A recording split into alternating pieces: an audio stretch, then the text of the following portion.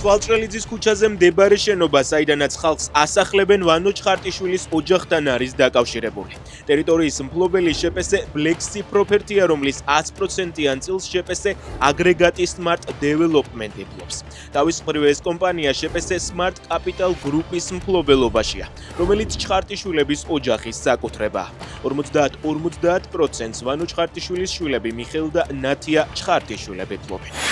აფრიკის დასახლებაში თვალჭრელიძის ქუჩაზე გამოსახლების პროცედურა გრძელდება. პოლიციამ 4 პირი ადმინისტრაციული წესით დააკავა.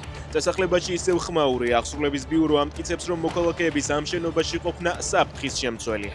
ადგილობრივებმა ცოტა ხნის წინ ტერიტორიიდან სამთავრობო იმედის ჟურნალისტი გააძევეს. ევროკავშირის ელჩი ქვეყნიდან გასაგდებია, ამბობს კახა კალაძე ჰერჩინსკის განცხადების საპასუხოდ. ევროკავშირის ელჩმა რამდენიმე დღის წინ თქვა, რომ რეპრესიების შეჩერება, უსამართლოდ დაკავებულთა გათავისუფლება, რეპრესიული კანონმდებლობის გაუქმება და ღია დიალოგი არის ერთადერთი გზა კრიზისის მოგვარებისა და ევროკავშირის გზაზე დაბრუნებისთვის. პროკურატურა საბას ხვიტარიძისთვის 1 წლიან პატიმრობას ითხოვს. დღევანდელ პროცესზე მტკიცებულებების არარსებობის გამო ხვიტარიძეს ბრალი გადაუკვალიფიცირეს. პროკურატურამ მას პოლიციელზე თავდასხმის ბრალი სრულად მოუხსნა.